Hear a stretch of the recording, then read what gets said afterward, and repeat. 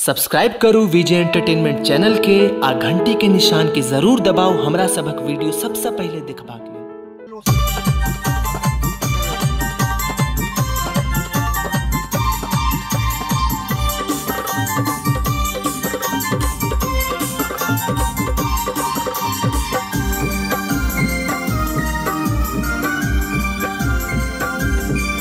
हम छी मिथिला के छोरा तू भोजपुर के छौरी। हम छी मिथिला के छोरा तू भोजपुर के छौरी। तोरा मिथिला घूमे बोगे, तोरा मिथिला घूमे बोगे। के चले के चले के चले दरभंगा टावर पर तोरा शॉपिंग करे बोगे। चले दरभंगा टावर पर तोरा शॉपिंग करे बोगे।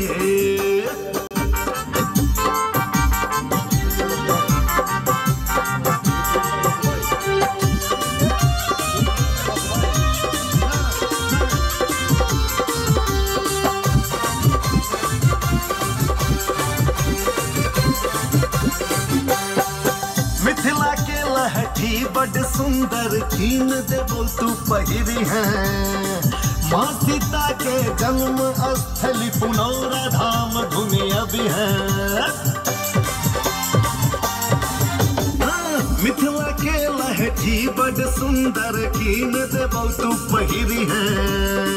माँ सीता के जन्म स्थली पुनौरा धाम घूमे अभी है।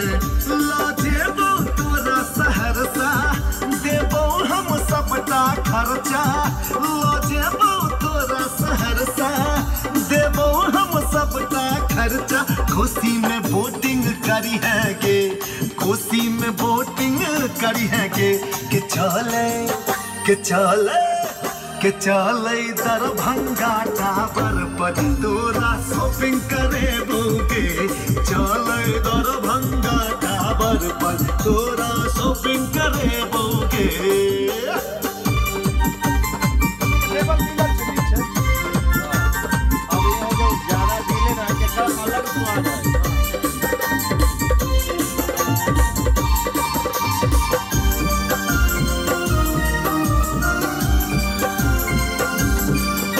मुजफ्फरपुर के लीची बगान में टहल का लीची खुएबो।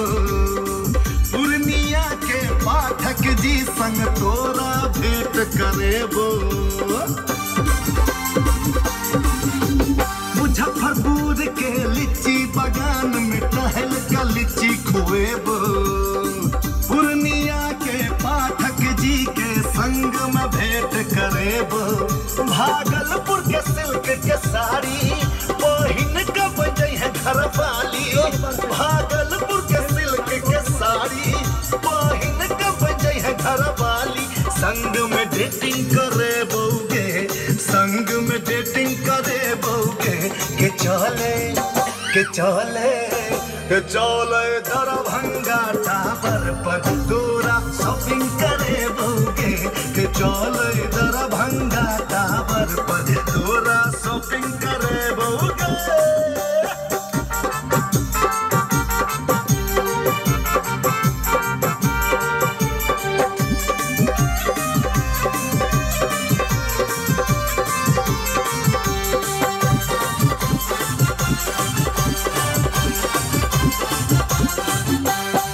बेगूसराय शहर में तोरा कीन देबो हम झुमका। देवघर में बाबा के दर्शन क घूमेबो दुमका। बेगूसराय शहर में तोरा कीन देबो हम झुमका। देवघर में बाबा के दर्शन क घुमा देबो दुमका। कटिहार में कीन देबो कंगना, ओतई देखेबो सिनेमा। कटिहार में कीन देबो कंगना, ओतई देखेबो सिनेमा। लव यू दुल्हन देखेबोगे, ये लव यू दुल्हन देखेबोगे। के चले के चले गे चले दरभंगा टावर पर तोरा शॉपिंग करेबोगे गे चले दरभंगा टावर पर तोरा शॉपिंग करेबोगे। बहुत बहुत धन्यवाद अहाँ सबके एते काल बर्दाश्त करके लेल।